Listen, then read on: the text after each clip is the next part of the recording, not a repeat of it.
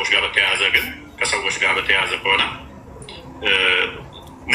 ምንም ማቀውም ነገር አልነበረም። እውነት ለመናገር ማለት እንደዚህ ንጽጽሩንም እንደዚህ ማቀው ነገር አልነበረም።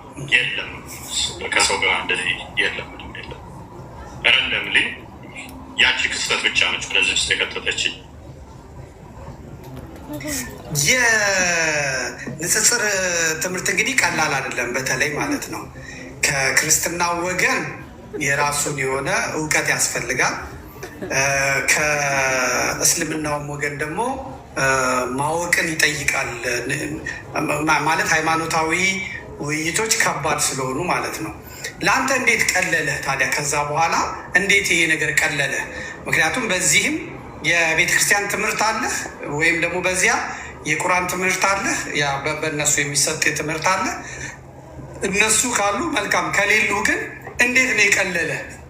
ብዙዎች አንተ ጋር ሲመጡ እያየናቸው ነው፣ የምናየው የምንመለከተው ነው። አንተም ደግሞ በዚህ ላይ በጣም ያነበብክ የጠለቀ እውቀት ያለህ ነው እና የምትመስለው። እንዴት ቀለለህ ታዲያ ከዛ በኋላ ያሉት ሁኔታዎች? እንዳልኩ ነው ያስጀመረኝ እሱ ስለሆነ የቤተክርስቲያን ትምህርት እንኳን የለኝም፣ የቤተክርስቲያን ትምህርት የለኝም። ያስጀመረኝም እሱ ስለሆነ የመራኝም እሱ ነው። ዩኒቨርሲቲ ላይ ሆኜ የተወሰነ ለማንበብ ሞክሬ ነበር። እስልምና ምንድን ነው ይለውን የሆነ ሰዓት ላይ ወጣት ሆነ ትንሽ ከፍልስፍናውም ከተለያየ የማየት እንትን ነገሮች አለ አይደለ? እነዛስ የተወሰነ ሞክሬ ነበር። ግን በጊዜው በቃ እስልምና ተከድኖ ይቀመጥ ብዬ አለፍኩት ነበር፣ አነበብኩት። ከሳይንስ ጋር አብሮ ይሄዳል እስልምና ምናምን የሚባል መፈክር አለ እና ሳይንስ ነገር ትንሽ ይማርከኝ ስለነበረ ከሳይንስ ጋር ማካሄደስ ይሄ ነገር ማንበብ አለብኝ ብዬ ሳየው አበላፍ ሳክስ ነው እንዳለ ውሸትም። ከዛ አይ በቃ እዛው እንደተቀደደ ይቀመጥ ብዬ አለፍኩት። ካለፍኩት በኋላ ያቺ ነገር ነበረች በጊዜው እንደ እርሾ ማለት ነው። ዩኒቨርሲቲ ላይ ትንሽ እንትን ብያ ኦልሞስት 1 ዓመት ያህል የተወሰነ ወጣ ገባ እያልኩ አይቼው ነበረ፣ ግን ትቼው ነበረ። ከዛ በኋላ ግን አሁን ይህንን ከተጀመረ በኋላ ግን በጊዜው እንደውም አንብቤው ራሱ ዩኒቨርሲቲ አልገባ ያለኝ ራሱ ክርስቶስ ጋይድ አደረገኝ፣ መራኝ ማለት ነው። አነበብኩት፣ ወዲያውኑ የተረዳሁት እስልምናው ኮንሰፕቱ በደንብ ተገለጸልኝ። ምን ያህል ስህተት እንዳለው በደንብ ነው የተረዳሁት። ከዛ በኋላ ግን በተረዳሁት ቁጥር ያጓጓሃል። የሆነ ነገር ስታቅ ሰዎች ባለማወቅ እየጠፉ መሆኑን ስታቅ ደግሞ እዚህ ጋር ደግሞ ክርስቶስ ምን ያህል ለአንተ የከፈለው ዋጋ ስታውቅ እዚህ ጋር ባለማወቅ ደግሞ እየጠፉ ያሉ ምዕመኖችን ስታይ ትጓጓለህ ለእነሱን ለማሳወቅ። እለት ዕለት አዳዲስ ነገር ለእነሱ ለማሳወቅም ትናፍቃለህ። ስለዚህ እለት ዕለት ማንበብ ትጀምራለህ። እለት ዕለት ማንበብ ጀመርኩኝ። በዛ ውስጥ ከፍ እያለ መጣ ማለት ነው። ወደ ላይ መግባት አስቀድሞ ቪዲዮ ነበር የምንመላለሰው። ከቪዲዮ መመላለስ እነሱ ይመልሱልሃል። እኔ ማነሳቸው ነጥቦች ይኖራሉ፣ እነሱ ይመልሳሉ። እኔ ማነሳቸው እነሱ የሚያነሱት ይኖራሉ። እንደዛ እየተመላለስን በዛ ውስጥ ቀጠል ማለት ነው። እስከዛ ውስጥ ንጽጽር የሚሰሩ ልጆችንም ምናምን አላውቅም። እውነት ለመናገር ነበረ ዝንዬ ነበር ቪዲዮ የምመላለሰው። ሌሎች መኖራቸውን ምናምን አላውቅም። ማስፈራሪዎች ምናምን በጣም ይመጣሉ። የኛዎቹ መረተው እንደዚህ አይመለስ ምናምን ይሉኛል።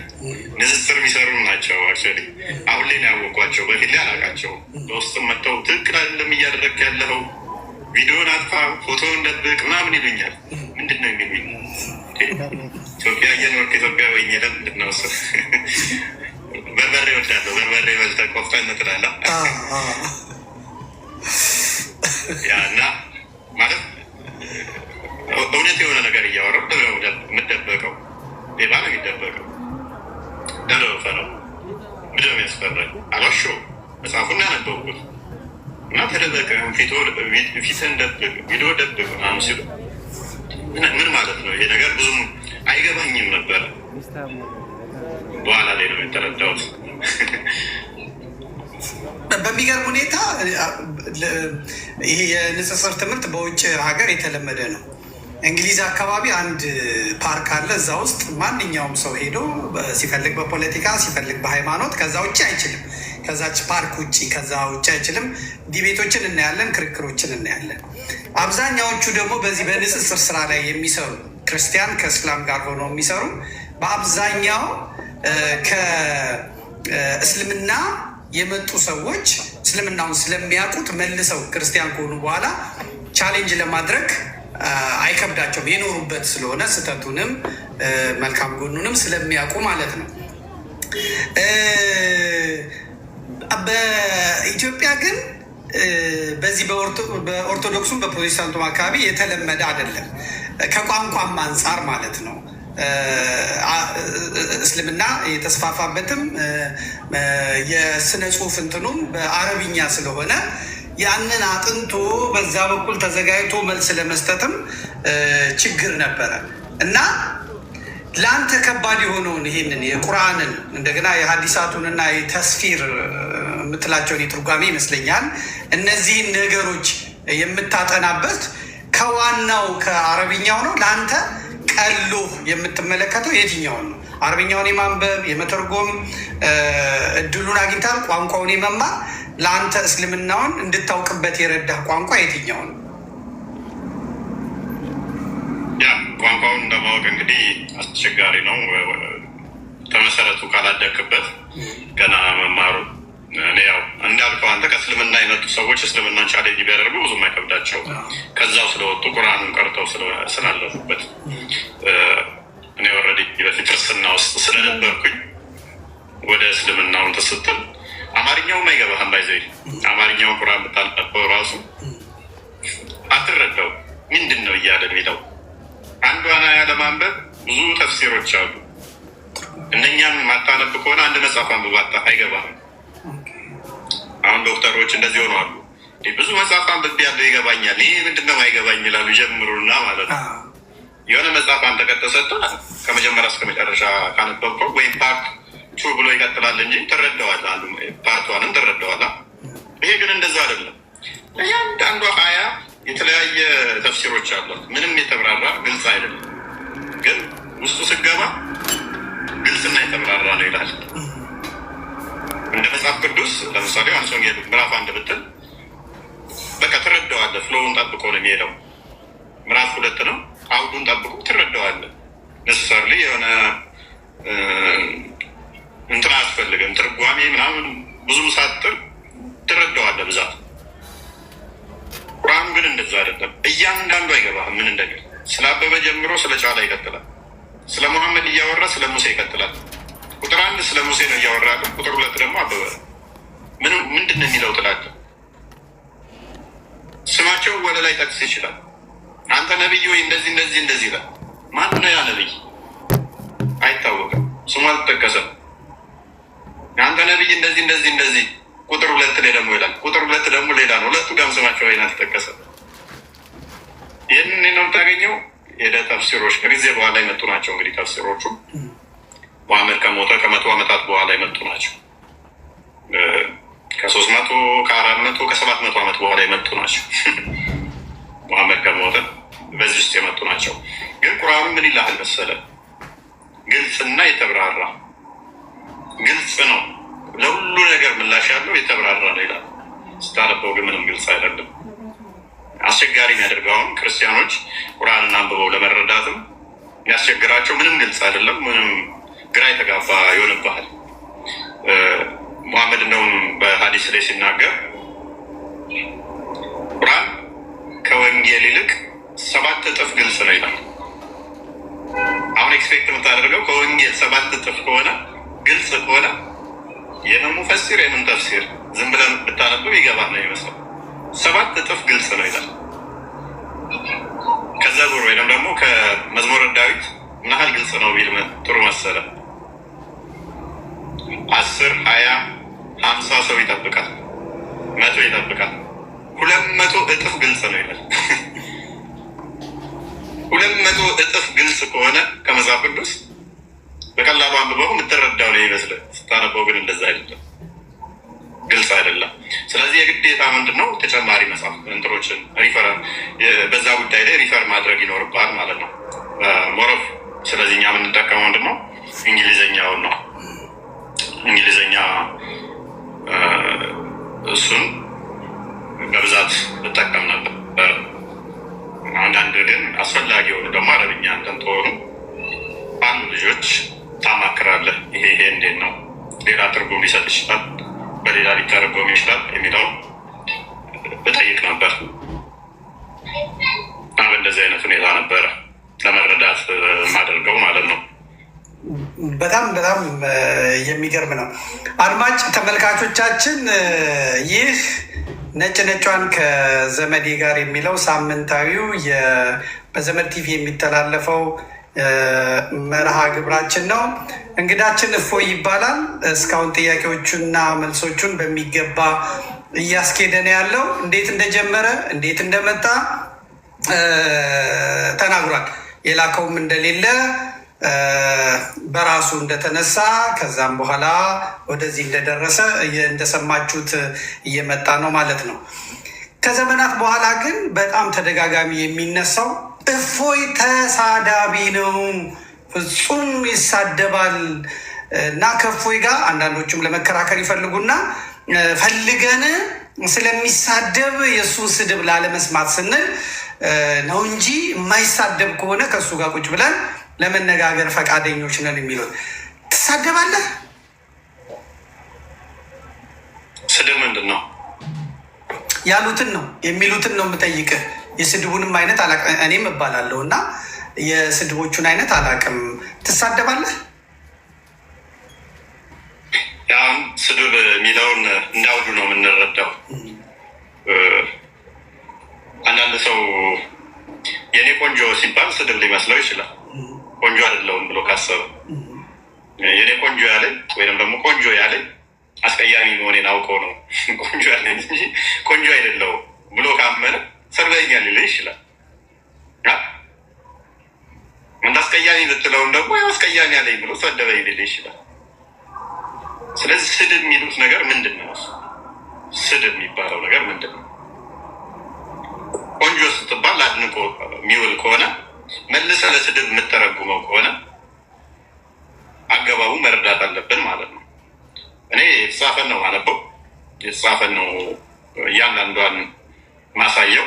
ደጋግሜ ብያለሁ ብዙ ጊዜ ላይ እንደዚህ አይነት ነገሮች ሲነገሩ ነበር። አሁን ላይ ኦልሞስት ነፍሶባቸዋል። እፎይ ይሳደባል የሚለው ነፍሶበታል። በፊት በማስ ይህንን በማጮህ ሰዎች ለእኔ ጆሮ እንዳይሰጡ የሚደረግ ፕሮፓጋንዳ ነበረ። እፎይ ይሳደባል የሚል ማለት ነው። በእርግጥ ስድብ ከተባለ እንግዲህ አስቸጋሪ ፓርቱ ምንድን ነው እንለዋለን። ሀዲሱ ላይ እና ቁርአኑ ላይ ያለው ያ ነገር ስድብ ተሳደባችሁ የሚያስበለን ከሆነ ማለት ነው። እንግዲህ ስታነበው ስድብ ይመስላል። ሀዲሱ ላይ ያለ፣ ቁርአኑ ላይ ያለ። ስለዚህ ስድብ ከሆነ ማን ይሆናል ማለት ነው? ያንን ቁርአን የጻፈው፣ ያንን ሀዲስ የጻፈው፣ ያንን ያስተላለፉት ወደ እነሱ ይመለሳል ማለት ነው። እኔ አንባቢ ነኝ፣ አስተላላፊ ነኝ። አስተላላፊ ከሆንኩ እኔ ላይ አይደለም የሚቀረው ያ ነገር ወደኋላ ይመለሳል። መጽሐፉን ነው እያነበብኩት ያለሁት። ደጋግሜ ብያለሁ። ከምተነፍሳት ውጭ እስከ ዛሬ የተናገርኩትን ነብያችሁ ካልተናገረው እቀጣለሁ። አንድ ሰው ማምጣት አልቻለም። አንድ ሰው እኔ ፊት መጥቶ ነገም ተነገ ወዲያም አሁንም ወደፊትም አንዲት ነቢያችን ያልተናገረው ስድብ ቃል አንተ ተናግረሃል ማለትም መጽሐፉን ካልሆነ ነው ያልኩት፣ አስተምሮቱን ካልሆነ ያልኩት እቀጣለሁ። ስለዚህ ስድብ የሚሉት ምንድነው? እሱ እነሱ ያላነበቧቸው ብዙ ድብቅ ገመናዎች ነበሩ። ሰዎች አለባብሰው ያልፏቸው አሉ አይደለ? በይሉንታ። እኔ ግን መጽሐፉ ላይ እንዳለው ሳላለባብስ ሳልሸፋፍን አነበዋለሁ። ያንን ባለጌ ሆኜ ሳይሆን ሰዎች መማር ስላለባቸው እኔ እንደ ማንኛውም ኢትዮጵያዊ የሀገሪቷንም የሃይማኖትም ባህልና ወግ አለን አይደለ? ያንም ማቅ ነኝ። እሴታችንን ማክበር እንዳለብኝ የማር ነኝ። አንዳንዴ ግን የምትገደድበት ነገር አለ። የምትገደድበት እንድታነበው የምትገደድበት ሲቹዌሽን ይመጣል። አንተ ሆነው ሳይሆን መጽሐፉ የምታነብ ማንበብ ያለብህ ጊዜ ይመጣል። ምን ታደርገዋለህ? እንደዚ አይነት አጣብቂኝ ስገባ ስታነበው ያችን ነገር ይቆርጧትና እፎይ ተሳዳቢ ነው ይላሉ። ሀዲሱ ላይ አለ እኮ መጽሐፉ ላይ እኮ አለ። እዛ ፓርት ላይ አንተ ስትናገራት የነበረችዋን 10 ሰከንድ ማበል ትቆርጠዋታል። አንተ መጽሐፉን ነው እያነበብክ ያለው። አስቸጋሪ ያደርግባል። አሁን የሚያስገድድህ ምንድን ነው? መጽሐፉን ማንበብ አለብህ። መጽሐፉን ስታነበው ደግሞ ስድብ ነው ይሉሃል። እነሱ አላወቁትም ማለት አንተ አወቅከው ማለት አንተ ባለጌ ነህ፣ አንተ ተሳዳቢ ነህ ማለት አይደለም። መጽሐፉን አለማወቃቸው ነው ተሳዳቢ እንድትባል ያደረገ። አንተ ቴሌቪዥን ፕሮግራም አንድ አመት ሞላኝ ያልክ እኔ እንግዲህ አሁን 3 አመቱ ሞላኝ። ዋርካው ዘመዴ አይ ቲንክ በፊት ንጽጽር እስልምናው ላይ አንተ ምን ትንትል ነበር? የኔ አይደለም በእኔ ስም ነው እንጂ የኔ አይደለም። ያንተ አይደለም? የኔ አይደለም። የኔ አይደለም። ፌስቡክ ላይ ግን ትጽፍ ነበር። አይ ነበር እኔ ዘመድኩን በቀለ በሚለው 670 ምናምን ሺህ ነበረኝ። አንዳንዴ ሲበዛ ያው ለመልካም ነገር የምታደርገው ነገር እኔን ያስከስሰኝ ነበረ። በነገራችን ላይ የእኔ ደግሞ ያው ጠንከር ያሉ ቃላት ናቸው። ከሀረር ከመምጣቴ ጋር ተያይዞ ዲፕሎማት አይደለሁም፣ ጥሩ ዲፕሎማት አይደለሁም እና ሲበዛ ጫና ሲበዛ እጽፋለሁ።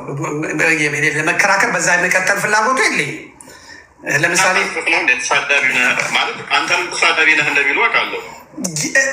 የእኔ እዚህ በፖለቲካው በኩል ይመጣና እኔም ተሳዳቢ የሚሉኝ በግብር እጠራለሁ። የሚያርደውን አራጅ እለዋለሁ። የፐርሰናል ያን ቲም ወይም ያን ሰው ነው። የሚሰርቅ ካለ ደግሞ የሰረቀውን ሪሲቱን ምኑን አያይዤ ሌባ ነህ እለዋለሁ። የሚገድለውን የሚዋሻውን እከሌ እንዲህ ብለህ ዋሽተሃል እለዋለሁ። የማለባብሰው ነገር የለኝም። ያው ለጨዋታችን ድምቀት ማለት ነው። አንድ ጊዜ ምን ገጠመኝ? በዚህ በቲክቶክም የኔን ስዕል ዘቅዝቀው የእመቤታችንን ስዕል ዘቅዝቀው ይዤ የማደርገውን በፌስቡክም ዘቅዝቀው የልጆችን የቤተሰብ ፎቶ ዘቅዝቀው ከርመውብኝ ነበር። አንድ ሳምንት ምን ብዬ መሰለ? ኦርቶዶክሳውያን ይሄን ይበላሉ፣ ይሄን ሀራም ይበላሉ ብለው በጣም እንትን አደረጉብን ማለት ነው። እና ለስለስ ብዬ ነው የገባሁት ነው። እኛ ኦርቶዶክሳውያን ይሄን አንበላም። በክርስትናው ዓለም ሆነው ግን ለምሳሌ ካቶሊኮች፣ ፕሮቴስታንቶች አሳማ ይበላሉ፣ ምናምን ይበላሉ፣ እንደየባህሉ እንደየሀገሩ ይበላሉ። እኛ ግን ጽዩፎች ነን። ስለዚህ ከፍየል፣ በግ፣ ከላምና በሬ፣ ከዶሮ ከመሳሰሉት ውጪ አንበላም። በጣም ጽዩፎች ነን። እንደውም በረሃብ እናልቃለን እንጂ እንደውም የኢትዮጵያን ገበሬ ታውቀዋለህ አይደል እንዴ? ያረሰውንም በሬ እኮ ቀን ያወጣለትን ሲሸጠው አልቅሶ ነው የሚሸጠው። የክፉ ቀኔን ያወጣውብህ ብሎ ሲያርደውም ደግሞ አልቅሶ ነው፣ ደረት መጥቶ ነው የክፉ ቀን ያሻገኝ። በገጠር የታወቀ ነው አይደል? አባቶቻችን የምንበላው የማንበላው የታወቀ ነው። እና ይሄን አንበላም ብዬ እኛን አይመለከትም፣ ግን በአንድ የክርስትና ማዕቀፍ ውስጥ ስላለን ካቶሊኩም የሚበላውን ፕሮቴስታንቱ የሚበላውን ወደ እኛ አታምጡት ብዬ ይሄን ተናገርኩ ማለት ነው። አሁንም መልሰው አሉ እንደዛማ ከሆነ የራሳቸውን መምህራን አምጥቼ የተናገሩትን በአማርኛ፣ በኦሮምኛ፣ በእንግሊዝኛ፣ በአረብኛ የተናገሩትን አምጥቼ አስቀመጥኩኝ። የሚበሉትን ነገሮች ማለት ነው። የቤት አህያ ለአንድ ቀን ለ7 ሰዓታት አካባቢ እንዲበላ ተፈቅዶ ከዛ መከልከሉን፣ የሜዳ አህያ ግን እንደሚቻል፣ እነ ጅብ በጣም እንደሚፈቀዱ እነ ምናምን ብዬ ራሳቸው የተናገሩትን ይሄ እኮ ይፈቀዳል ብዬ በእስልምና ነው የሚፈቀደው ስል ያው ተመልሰው መጥተው ሀገር እያዝብኛሉ ማለት ነው። ጓደኛ አለኝ ጠየኩት። በእስልምና በጣም ጓደኛ አለኝ። እንደዚህ ነገሮች ይበሉ የለ እንዴ? ይሄ ይበላል፣ ይሄ ተፈቅዷል አለኝ። ስለዚህ እነዛን ቪዲዮዎች አምጥቼ ለጠፍኳቸው። አሁን ወደ ክርክሩ መግባት ፈልጌያለሁ። ፎቶ የተዘቀዘቀ አልኩ፣ መስጊድ ሄደው ጠየቁ አልኩ። ይሄ ዘመድ እኔ ቴሌቪዥንም ላይ አላወጣሁትም፣ ቴሌግራሜ ላይ ብቻ ነው። ፌስቡኩ ላይ ያኔ ጦርነት ስለተነሳብኝ ስለማቅ ቴሌግራሙ ላይ ነው ያመጣሁት። ግን በምንድን ነው ያየሁት? የኔን ጥያቄ ይዘው ወደ ሊቃውንቶቻቸው ጋር ሄዱ ማለት ነው። ስለዚህ ሊቃውንቶቻቸው መለሱላቸው። አዎ ይበላል፣ ጅብ ይበላል፣ ምንትሴ ይበላል፣ ከርከሮ ይበላል፣ ምናምን ይበላል ብለው ያው ነገሯቸው። ተጽዕኖ የፈጠረባቸው ኢትዮጵያ ያሉት ምኑን ነው? ከክርስቲያኑ ማህበረሰብ ጋር ያደጉት። ስለዚህ ክርስቲያኑ የሚጸየፈውን ይጸየፋሉ፣ ክርስቲያኑ የሚበላውን ይበላሉ። ስለዚህ ይሄ በአረብኛ ተጽፎ የአረብ ባህል የሆነውን ሃይማኖት አምጥተው ይሄ ይበላል ሲባል ያደገበት ስላልሆነ ይቀፈዋል። ይሄን ለመስማትና ለማወቅ ከኔ ጋር መጣላት ሳይሆን ወደ መምህራኖቻቸው መሄድ ነው እና ከዚህ ውጭም አልሄድኩበትም። መምህራኖቻቸው ትክክል ናቸው ሲሏቸው የኔን ፎቶ ወደ ቦታው መለሱ፣ ስድቡንም አቆሙብኝ። ከዛ ውጭ ደግሞ እናንተ ስለገባችሁበትና እንደ ስራ ስለያዛችሁት እኔ እስልምና ውስጥ ገብቼ እንዲህ ነው ማለት አልፈልግም። ሳይቆጨኝ ቀርቶ አይደለም፣ ወደዚህ ነው ቀጥሎ የምመጣው። ሳይቆጨኝ ሳይሰማኝ ቀርቶ አይደለም። ብዙ ሺህ መጽሐፍቶች ተጽፈዋል በክርስትና ላይ። እኔ አምላክ የምለውን፣ እኔ ጌታ የምለውን፣ እኔ ፈጣሪ የምለውን ኢየሱስ ክርስቶስን እያንቋሸሹ እየሰደቡ ነቢይ ነው እያሉ ጽፈውበታል፣ ሰብከውበታል፣ ተናግረውበታል። ይህን ለመቻቻል ብዬ ለምናምን ብዬ መተዌ እኔ ነኝ በአምላኬ ዘንድ ዋጋ የምቀበልበት ፍዳ የምቀበልበት አውቃለሁ። ብዙ ሲዲዎች አሉ፣ ብዙ መጻሕፍቶች አሉ። ያም ባለማድረጌ ጥያቄ እንዳለብኝ መጨረሻም ቅጣት እንደሚጠብቀኝ አውቃለሁ። ባለመመለሴ ባለመናገሬ ማለት ነው። ለእነሱ ብቻ የተፈቀደ እንዲጽፉ እንዲናገሩ እና አህመዲን ጀበልን የመሳሰሉ ሌሎችም መጽሐፍቶች ወደ በኋላ እንመጣባቸዋለን፣ አንተም ትሄድባቸዋለን። ሲጽፉ ባለመመለሴ ይሄ ትክክል አይደለም ባለማለቴ ቅጣት እንደሚጠብቀኝ ከአምላኬ ዘንድ ቅጣት እንደሚጠብቀኝ አውቃለሁ። እነርሱ ቁርአንን አክብረው የኔን መጽሐፍ ቅዱስ አጥንተነዋል፣ በርብረነዋል፣ ፈትሸነዋል ብለው አፈር ከደቼ ሲያበሉት ዝም በማለቴ ቅጣት እንደሚጠብቀኝ አውቀዋለሁ። እኔ ብቻ አይደለሁም፣ በዚህ ውስጥ ያሉ መምህራን፣ ሰባኪያነ ወንጌል፣ ጳጳሳት፣ ሊቃውንት በአምላካቸው ዘንድ ይላል በሰው ፊት ያልመሰክርልኝ እኔም በሰማይ በአባቴ ፊት አልመሰክርለትም ነው ያለ። ቅጣት እንደሚጠብቀኝ አውቃለሁ ባለመመስከሬ። በአንተ ምቀናው ለዚህ ነው። በአንተ ቀናለሁ፣ በአንተና በጓደኞችህ ቀናለሁ። እኔ ወደ ሌላ ቦታ ነው የሄድኩት፣ ወደ ሌላ የኔን አምላክ ሲናገሩ የእነሱን አምላክ አላህን ከራሳቸው ጠቅሼ ባለመናገር የኔን አምላክ የኔን መጽሐፍ ቅዱስ ጠቅሰው ሲያዋርዱት የእነሱን ቁርአን የእነሱን ሀዲሳት ጠቅሼ ይሄ እኮ እንዲህ ይላል ባለማለቴ የእናንተ መጽሐፍ ቅዱስ ሴቶችን እንዲህ ይላል ብለው ሙልጫችንን ሲያወጡ ኖ የእናንተ ቁርአን እንዲህ ይላል ባለማለቴ ምስጢረ ሥላሴ ተፋልሶ ሲሰደብ እነሱ ደፍረው መጥተው አዋልድ መጻሕፍትን የዶግማና የቀኖና መጻሕፍትን መጽሐፍ ቅዱስን የስርዓት መጻሕፍትን አጥንተናል ብለው በማያገባቸው በራሳቸው ትርጉም በቪዲዮ በቴሌቪዥን በመጻሕፍት በሲዲ በቪሲዲ በብሮሸር አውጥተው በአማርኛ በኦሮምኛ በትግርኛ በትነው ተንጎማለው በድፍረት ሲሄዱ እኔ እነሱን አይቼ ዝም በማለቴ ቅጣት ነው የሚጠብቀኝ ከአምላኬ ዘንድ ከፈጣሪ ዘንድ። ይሄን አውቃለሁ እንጂ አልገባውበትም። ብገባም ደግሞ እንዴት እንደምገባ አሳየዋለሁ። እምመልሰው እኔ እስልምናን በመጣላት ምናምን ሳይሆን በክርስትና ላይ ለተነሳው ነገር መልስ መስጠት። ልክ አሁን አንተ እያረክ እንዳለው ማለት ነው። መልስ መስጠት። ማን ነው ይህን መብት የሰጣቸው? አለማየሁ ሞገስ ቅድም ያሉትም ይህንን አይደለም እፎይ መጽሐፍቶቹን የጠቀሱት ጸሐፊዎቹን የጠቀሱት። ለዛ መልስ መስጠት እኮ የስልጣኔ አንድ ምንጭ ነው። እነሱ ሲናገሩ ተጨብጭቦላቸው እኛ መልስ ስንሰጣቸው ተፎክሮብን እንዴት ይሆናል? እዚህ አውቃለሁ ብሎ የመጣን አውቃለሁ ብለህ እንትን ማለት። እንደውም በአንተ ላይ ጥያቄ ሲነሳ ይቻለሁ። ወደ ጥያቄ ከመሄድ በፊት አሁን ከሁሱ ከሚባሉ ልጅ ጋር ባደረጋችሁት የፕሮቴስታንቱ ዓለም ጸሐፊዎች የፕሮቴስታንቱ ሲዲ እና ቪሲዲ አዘጋጆች የተናገሩት ነገር ነበር። ፍጹም ከአንተ ከዚህ ከክርስትናው ተቃራኒ ሆነው አንተን ነበረ ሲሰድቡና ሲወቅሱ የነበረው። እፎይ መጽሐፍ ቅዱስ አይችልም እና ወደ እኔ ጥያቄውን መጥቷል። በቲክቶክም በቴሌቪዥንም መልሼዋለሁ። እፎይ መጽሐፍ ቅዱስ አልችልም፣ እሱ ነው መጽሐፍ ቅዱስ የሚችለው፣ እከሌ ነው መጽሐፍ ቅዱስ የሚችለው፣ እሱ ግን አላነበበም የሚል ጥያቄ መጣ። እኔ የሰጠሁት መልስ ምንድን ነው? እነሆ እሱ ክርስትናን ለማዋረድ ነው አይደለም፣ አይችልም፣ ክርስትና ዝቅ ያለ ነው፣ ክርስትና ማይረባ ሃይማኖት ነው ለማለት ነው መጽሐፍ ቅዱስን የሚያነቡት። ስለዚህ የእፎይ መጽሐፍ ቅዱስ ማጥናትም አይጠበቅበትም። ስለዚህ እፎይ ደግሞ እያጠና ያለው ቁርአኑ። ስለዚህ ስፔሻላይዝድ ያደረገው ቁርአን ላይ ነው፣ እየተሟገተ ያለው በቁርአን ላይ ነው። መጽሐፍ ቅዱስ ላይ እንዲህ ትባላላችሁ ሲል ቁርአን ላይ እንዲህ ትባላላችሁ ብሎ ነው እየመለሰ ያለው። ይሄን የትኛውም ሰባኪ አላደረገውም እና እኔ ዋጋ ሰጥሃለሁ፣ እያሳለፍከው ያለውንም መከራ አውቃለሁ። እኔ ያችን በመጽሐፌ የደረሰብኝን የመጣብኝን ፍዳን ያውቃል። ፌስቡክ ላይ ያንጽፌ እኔ ፈተና ላይ ሆኜ እዚህ ናሽናል የሆነ ፈተና አላቸው፣ እሱ ላይ ጀርመን እየተፈተንኩኝ ስወጣ አገር ቀውጥ ይሆናል። እፎይ አገር ቀውጥ ሆኗል። ስልኬ አታምነኝም፣ ከ5000 በላይ መልእክት ነው ያለው። ስልክ አስቀምጠን ነው የምንገባው ስንፈተን ማለት ነው። ስልክ አስቀምጠን የገባን ስልክ ይዘህ መግባት፣ ወረቀት ይዘህ መግባት አትችልም። እንደ ብሔር እንደ ማትሪክ ፈተና በለው። ያንን ስወጣ ስልኩ ተጨናንቋል። ቀጥታ የአንዷን ያነሳሁት ፋሲካ ትባላለች።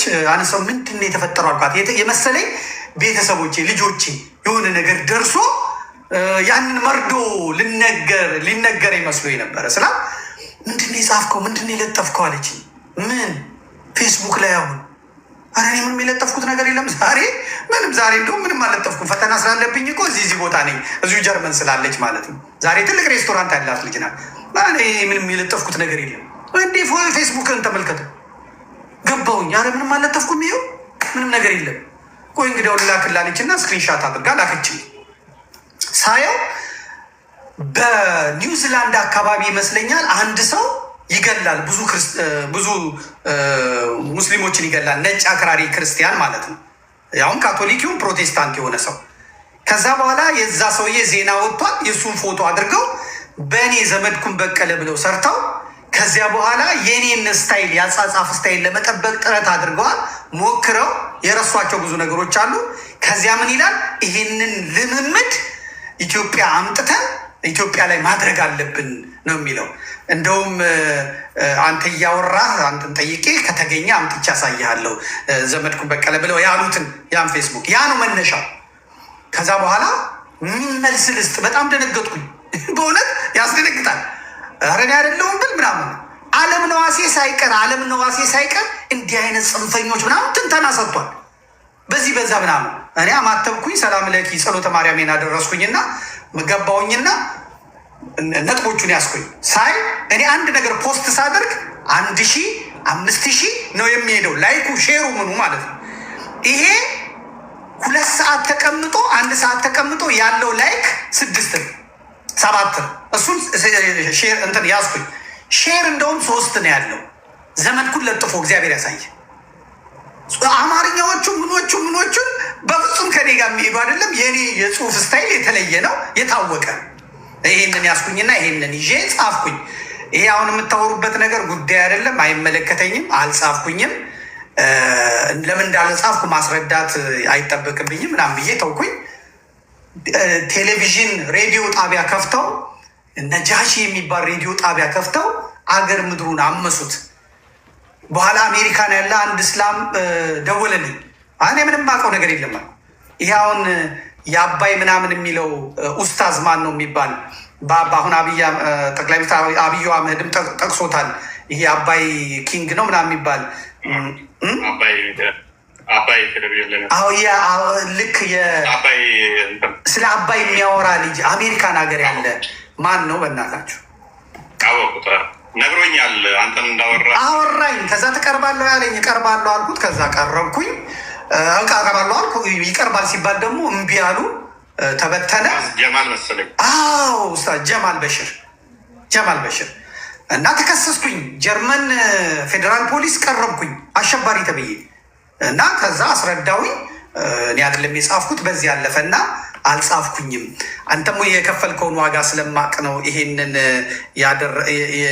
የጠየቅኩ ማለት ነው። ዋጋ ያስከፍላል፣ እያንዳንዳችን እንጠየቅበታለን። እንዴት ታየዋለህ ግን አሁን ባለው ሁኔታ ላይ እነሱ ይጽፋሉ፣ እነሱ ይሰብካሉ፣ እነሱ ይናገራሉ። ከኛ አካባቢ ደግሞ መልስ የለም። ይሄ ከምንድን ነው የመነጨው? ምንድን ነው ዋናውስ ተልእኮ? ለእነሱ ይህንን የመጽሐፍ የመናገር ክርስትናን የማንቋሸሽ የመስደብ መጽሐፍ ቅዱስን ጠቅሶ የመሟገት ምናምን ነገር መብት የሰጣቸው ማን ነው? እኛንስ ስለ እነሱ ቁርአን፣ ስለ እነሱ ነቢይ፣ ስለ እነሱ ሃይማኖት እንዳንነገር የከለከለን ምንድን ነው ብለህ ታስባለህ? አንተ ራስህ እኮ መልሰኸዋል። አህያ ይበላል፣ የሜዳ አህያ ፈረስ ይበላል፣ ጅብ ይበላል ብለህ ከፖሰትክ በኋላ ትንጫጩብን መጽሐፍ አቆምክ። የእነሱ ጩኸት ያንተን እንትን አፈነው ማለት ነው። አብዝተው የሚጮሁት ምንድን ነው? ድምፅ የማፈን ስራ ይሰራሉ። ምንም ቢያውቁት ራሱ ጅብ ይበላል ያውቃሉ። ቢያውቁም እንኳን እንደማያውቁ ነው ይሸመጥተዋል። ተሳዳቢ ነህ፣ ባለጌ ነህ፣ እንዴት እላለህ ምናምን ብለው ይሏል። ከዛ አንተ ምን ታስባለህ? ተሳስቻለሁ ማለት ነው። በደንብ ካላጠናህበት በዛ ነገር ላይ ተሳስቻለሁ ብለህ ታስባለህ ማለት ነው። ኢቭን አንተ ባታስብ እንኳን አድማጩ አንባቢው ስላላየው ቼክ ስላላደረገ እየዋሸን ይመስለዋል። እንዴት ጅብ ትበላላችሁ ይደናል ዘመድኩን ብለው ሲጮሁ ላይክ እና ሼር የሚያደርገው የሰው ሃይማኖት እያጣጣለ ነው፣ እየሰደበ ነው የምልህ ነበረ። እመጣበታለሁ። እና ሄዶ ያላየው ሰው ያላነበበው ሰው ከአንተ የሚሰማው አብዛኛው ሙስሊም ውሸት ነው፣ ዘመድኩን ተሳደበ፣ ጅብ ይበላሉ አለን ሲል ኒቱራል የሆነው ኢትዮጵያዊ ደግሞ እኔ ሙስሊሞች አላቃቸው ዳብሬ ኑሬ እንዴት ቦታ ነው ጅብ የሚበሉት? አየህ፣ ባህሉ እንደከለከላቸው አያውቅም። ሃይማኖቱ ያልፈቀደላቸው ይመስለዋል። ሃይማኖቱ ፈቅዶላቸው ባህሉ እዟቸው ነው ጅብ የማይበሉት። ከዛ አንተን በምን ይፈርጃል? ተሳዳቢ ነህ፣ ተቀባይነት ያሳጡሃል። ዞሮ ዞሮ ተቀባይነትን ካጣ ደግሞ ለማን ነው የምታወራው? ወይን አንቺ ድንጋይ ስሚ ብለህ ለድንጋዩ ካላወራ፣ እንደዛ ካልሆነ በቃ የሚሰማኝ ካጣው ዝም ብዬ ለሀገሩ ቢሆን እናገራለሁ ብለህ ቆርጠህ ካልተነሳ በስተቀር እነሱ ሆን ብለው ምንም እውነት ቢሆን ውሸት ነው የሚለው አንተ የምታቀርበው መረጃ። ይህን የሚያደርጉት ለምንድን ነው? አንተን ተስፋ ለማስቆረጥ ነው። አንተን ብቻ ሌላው አድማጭ አንተን እንዳድምጥ ተቀባይነትን የማሳጠፍ ስራ ነው። ይህንን ታክቲካቸውን በደንብ ጠንቅቄ ነው ስለማውቀው ማለት ነው። ምንም ግልጽ የሆነ እውነት የሆነ ነገር ብትናገር ዋሽተሃል ነው የሚሉህ። አንተ ጠንክረህ በዛው በቃ ምንም ማለት በገርም ብለህ ካልቀጠልክበት በስተቀር አይቀበሉም። አንተ የምታሸንፈው መቼ ነው? በዛው በቃ በፓርት ወይም ትቀጥልበታለህ። እኔ እንደዛ ነበር ሳደርግ የነበረው። አልቀበልም አሉኝ አይደለ? ደግማቸዋለሁ፣ ሰልሳቸዋለሁ፣ ኮርፋለሁኝ። ከዛ በራሳቸው ሊቃውንት መረጃ ያመጣባቸዋለሁኝ። መጨረሻ ላይ ምንም አማራጭ ያጣሉ ማለት ነው። ያንም አድርገው ምንድን ነው እነሱን ለማሳመን ብቻ ሳይሆን የራስን ሰው ማሳመን ከባድ ነው። የራስ ሰው ትረስት እንዲያደርግህ ገባ። በእነኛ ጩኸት አንተ የሚያዳምጠው ሰው የእነኛ ጩኸት እንዳይቀማ እውነት እንዳይመስለውና እንዳይዋዥቅ ሶሊድ የሆነ ጠንካራ የሆነ መረጃ ማቅረብ አለብን። ካልቀጠልክበት የሆነ ለኮፍ አድርገህ የምታቆም ከሆነ እሱ ልማዱ ነው። የሰው ሃይማኖት ተሳደብና ነገርም እንዲህ ያደርጋል ብሎ ያስባል ማለት ነው። ግን ጠንካራ መረጃ እንደምታቀርብ ኦዲየንስ በደንብ ከገባው አንተን ተረስ ካደረገ ይዋሻሉ 10 ጊዜ ቢሉ አይሰማም። ማንም ኦዲየንሱ ማለት ነው። አሁን ኦዲየንስ አይሰማቸውም። ኛ እፎይ ዋሸ ወይም ደግሞ አንድ መረጃ ያወራል የትኛውም እኔ የሚያዳምጥ ቲክቶክ ላይ አይሰማቸውም። 100% አሁን ላይ የምተማመነው በኦዲየንሳችን ሙስሊሞች ፖለቲካ እንደ ድሮ እንደ አምና እፎይ ይዋሻል ወይም ደግሞ ይሳደባል ቢሉ ማንም አይሰማቸው። ሲናው ዲፌንድ ማድረግ አቁሜያለሁ። በፊት ራሴን ዲፌንድ ለማድረግ ስል ነበር ቪዲዮ ደግሜ የምሰራው። አንድ መረጃ አመጣለሁ፣ ደግሜ አመጣለሁ፣ 3ኛ አመጣለሁ፣ 4ኛ ማመጣው እኔ የሚያዳምጡ ሰዎች እንዳይጠራጠሩኝ እውነት መሆኑን እነሱን ለማሳመን ነበር። አሁን እንደዚህ አይነት ስትራግል ውስጥ አልገባም። 100% ኦዲየንስ ተማመነ እንደማንዋሽ በመረጃ እንደምናወራ ያለ መረጃ ተሳስተን አናወራ።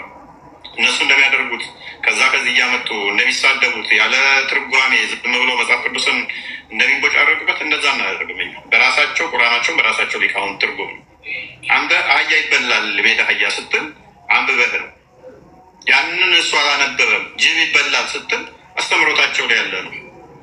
እሱ ይገርማል ንጋለ። እነሱ ግን ይመጡና የአንተን አበላል ስርዓት ሊተቹ ይሞክራሉ። በኢትዮጵያዊ ባህል እያደጉ የኢትዮጵያዊ ባህል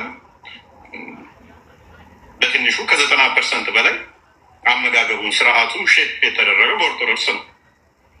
ስለዚህ ያንን ስርዓት ነው ዞት ሄደው ጅብ ማይበላበት የሜዳ አህያም ፈረስ ማይበላበት አሁን በዛ ምክንያት ነው። ታረሱን ይገርማል። እኔ እነኚህን እበላለሁ ቢባል እንኳን ሎክ እኔ አልበላም። እነሱ ጋር ያሉትን እበላለሁ ቢባል እንኳን እነሱን መተቸት አይችሉም። ምክንያቱም እኔ የምበላውን ሁሉ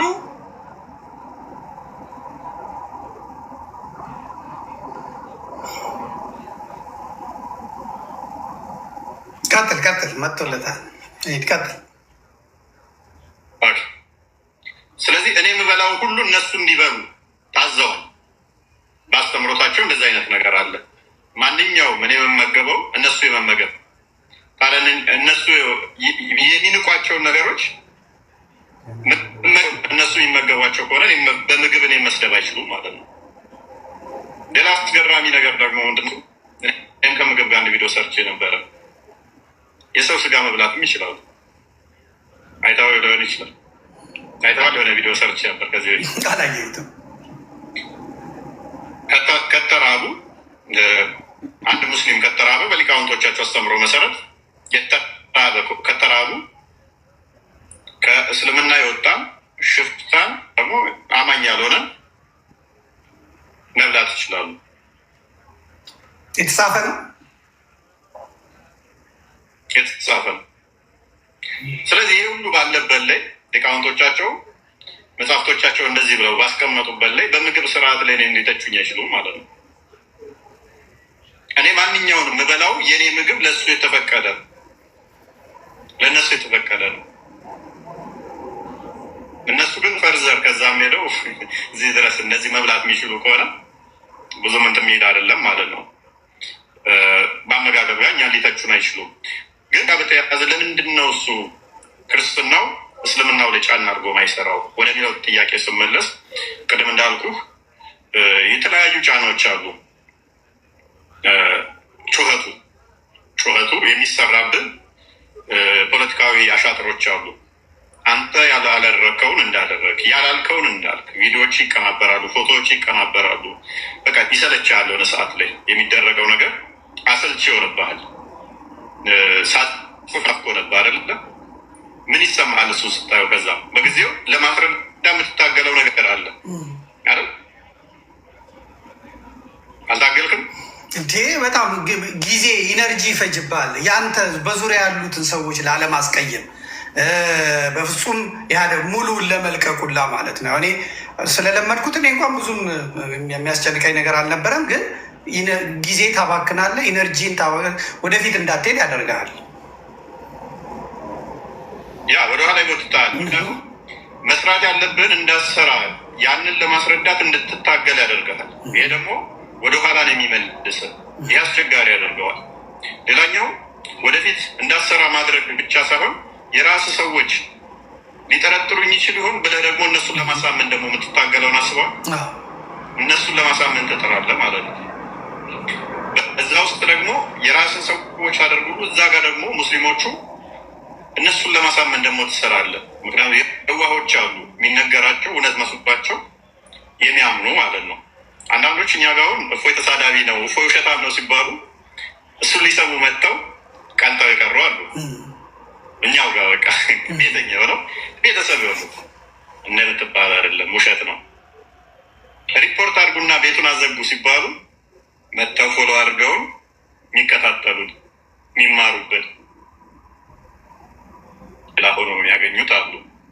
ግን አንዳንዱ ደግሞ ሳይመጡ እዛው በፍራቻ ብቻ የሚቀሩ ይኖራሉ። ገባ ያችን የተቆራረጠች ነገር አይተው እንዲህ ነው ስለተባሉ ብቻ የሚቀሩ አሉ። እነኛ እንዳይቀሩ ግን ምን ታደርጋለህ? ትጠነቀቃለህ፣ ትጥራለህ። ስለዚህ ምንድነው ክርስትናው እነሱ ላይ እንዳይሰራ ይሄንን መፈክር እነሱ ተጠቅመውበት ኖረዋል። ያሸማቅቁሃል። የሆነ ሰዓት ትሞክርና አይ ምን አታገለኝ ከዚህ በላይ ምናምን ብለህ ወደ ሌላ ትቀይሳለህ። አብዛኛው እንደዛ ነው የሚያደርገው። እገድልሃለሁ፣ ዋርድሃለሁ፣ ቆርጥሃለሁ፣ ፈልጥሃለሁ፣ ቴክስት 5000 ከዛ በላይ ሊመጣልህ ይችላል። ገባ? በሄድክበት ሁሉ ምግብ እየበላ ኬት እንደሆነ ማታወቅ ይላክልሃል። ስትንቀሳቀስ ያው እዚህ ቦታ ነበር አይቼሃለሁ፣ እየተከታተልን ነው የሚሉ የማሸበር አላ ሴፍቲ እየተጠበቀ እንዳልሆነ እንዲሰማ ምቾት እንዳይሰማ የማድረግ ስራ ይሰሩባል። አይ በቃ ለምን ታገላለሁ ብለህ እንድታቆም አይነት ስራ ማለት ነው። በዛ ውስጥ ደግሞ ክርስቲያኑ ብዛት ስላለመደው ከእስልምናው ጋር ያለውን ንዝስር እነኛ የሚሉትን ይዞ ስልም ይመስለዋልና ስለነሱ መማር ምን ይጠቅመናል? ምን ይሰራልናል? በቃ እንደፈለጉ ይሁኑ፣ ምን አስጨነቀን? ተዋቸው አይነት አለ አይደለም። እንደዚህ አይነት ነገር አለ። አሁን ላይ እሱን ነገር እየሰበር ነው። ተሰብሯላቸው ያንን ሜንታሊቲ አሁን ሰብረነዋል። ለሙስሊሙም ወንጌል እንደሚያስፈልገው ያሉበት ነገር ስህተት መሆኑን ማሳወቅ አስፈላጊ መሆኑን ለወደንሳችን በደንብ ክሊር ያደረግን ይመስለኛል። አሁን ላይ በፊት ላይ ግን ምን አገባን ስለነሱ? በቃ ወይ ከፕሮቴስታንቱ ጋር ነው እንጂ ከሙስሊሞች ጋር እንጨነቃል የሚል ነበረ። ያም እንዳይሰራ አድርጎታል ብዬ አስባለሁ። ሌሎች ተጨማሪ ጉድለቶች የራሳችን ስንፍናም እንዳለ ሆኖ ማለት ነው። አንዳንዴ አባባሉ ትክክል ባይሆንም ከአለመዱት መልአክ የለመዱት ሴጣን ይሻላል የሚባል አባባል አለ ይመስለኛል። የለመዱት ላይ ብቻ ዝም ብለው የሚፈሱ አሉ። በተለመደበት ስህተት መሆኑ እየታወቀ አካሄዱ ትክክል አለመሆኑ እየታወቀ በዛ በስህተቱ መንገድ ብቻ ዝም ብሎ መጓዝ ማለት ነው። አሁን ጊዜው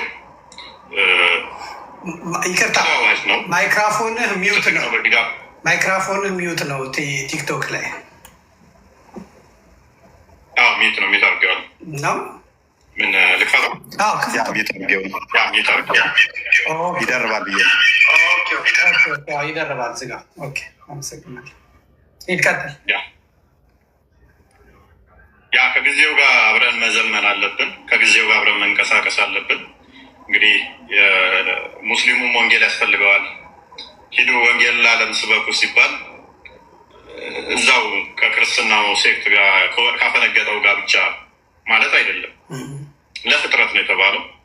ሙስሊሞች ደግሞ ከፍጥረታት አንዱ ናቸው። ወንጌል ይገባቸዋል። ያሉበት ስህተት መሆኑ ሊነገራቸው ያስፈልጋል። በደንብ ሊሰራበትም ይገባል ብዬ አምናለሁ። እስካሁን ድረስ አለመሰራቱ ግን ሁላችንንም ቢያስቆጨን ከአሁን በኋላ ግን መሰራት አለበት የሚል አቋም አለኝ ማለት ነው። ሩጫ ነበር አንድ ወቅት ታስታውስ እንደሆነ የሚከራይ ቤት ሁላ እስከ ማጣት ደርሳችሁ ነበረ። ላይፍ ላይ ያላችሁ ብዙ አስደንጋጭ ክስተቶች ይከሰቱ ነበረ። ብዙ ስቃይ እንዳሳለፍ ከኔ በግሌ አውቃለሁ። እና ያን ጊዜ እንዴት አለፋችሁት? ምን ነበር ይገጥማችሁ የነበረው? ወደፊት እንኳን ለሚነሱ ሰዎች ይሄ በታሪክ ተመዝግቦ የሚቀመጥ ነው እና የሄዳችሁበት፣ የሄድክበት፣ የወጣችሁበት፣ የወረዳችሁበት ነገር ለትውልድ መተላለፍ ስለነበረ እንዴት ነበረ ስቃዩ?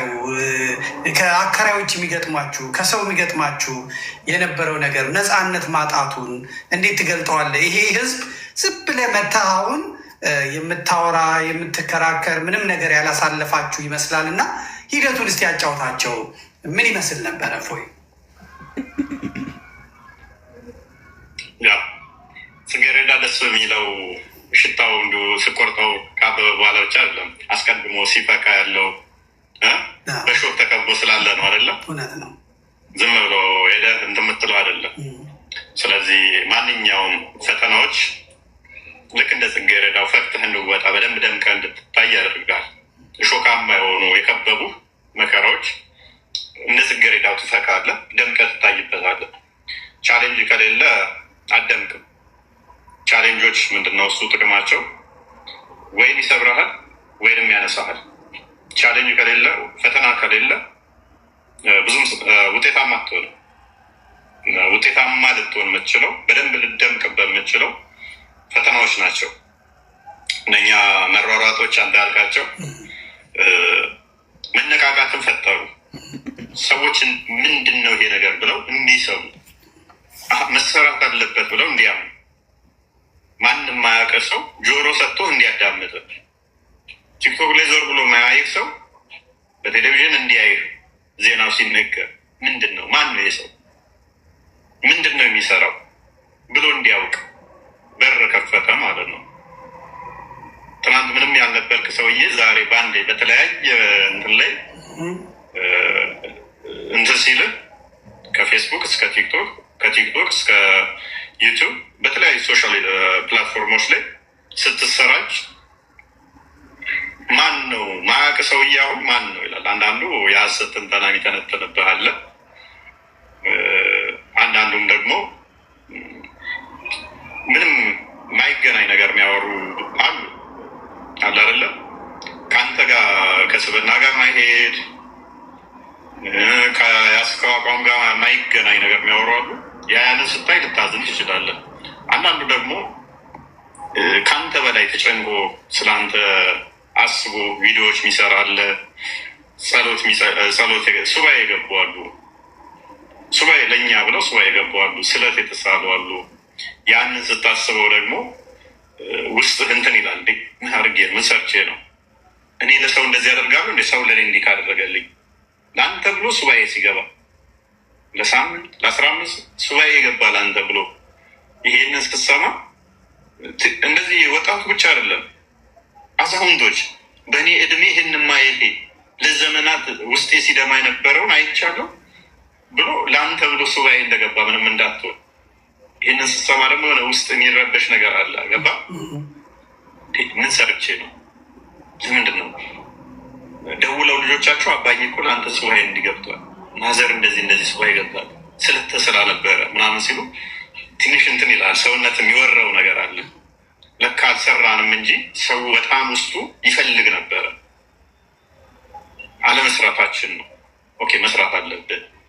ቤት ኪራይ ማጣቱ መሯሯጡ እንዳለ ሆኖ ፈተናዎቹ እንደተጠበቀ ሆኖ ከዚህኛው ሳይድ ደግሞ ሰዎች ለአንተ የሚያሳዩትን ፍቅር ስታየው የሆነ ውስጥህ እንትን የሚልህ አለ። መስራት አለብኝ፣ የተሻለ ደግሞ ከዚህ በላይ ማድረግ አለብኝ ብለህ እንድታስብ ያደርጋል። ያው ቤት እንዳልከው ነው። አስቸጋሪ የሚያደርገው ምንድነው? ሰዎች ይፈራሉ። የሚፈሩ ብዙ ስላሉ ሪስክ ይመጣብናል ብለው ስለሚያስቡ ከአንድ ቦታ አንድ ቦታ ስትንቀሳቀስ ታውቀዋለህ። 10 ብር አንተ ብትከፍለውን 50 ብር 100 ብርም ከፍለህ ሊሆን ይችላል የምትንቀሳቀሰው። እንደ ማንኛውም እንትን ላትል ትችላለህ። ቅድም እንዳልኩ አስቀድሞ ኖርማሊ ኖርማል ነበር የምንቀሳቀሰው። ያቺ ኬዝ ስትፈጠረች ግን ይላኩልሃል። በቃ ሴፍ ይህን እንትን ለማለት ለማናጋት ምግብ ስበላ ይላክልሃል ፎቶ፣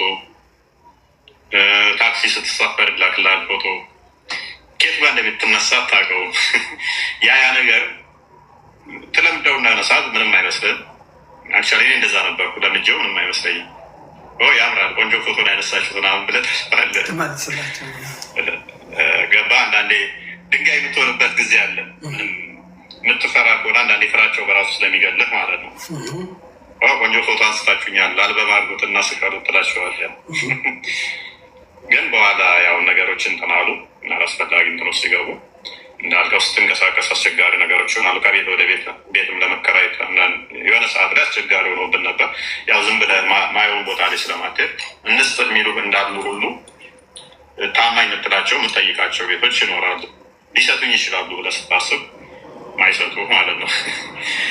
ቤት ስትለቅ አንዳንዴ ቃህንም ምንህንም ኤቭሪቲንግ ትተህ ነው ቦታው ሲታወቅብህ ማለት አስቸጋሪ የሚያደርገው እንደዚህ አይነት ነገር ነው። ከዛ እችን አድቫንቴጅ ደግሞ ሰዎች ይዙባል።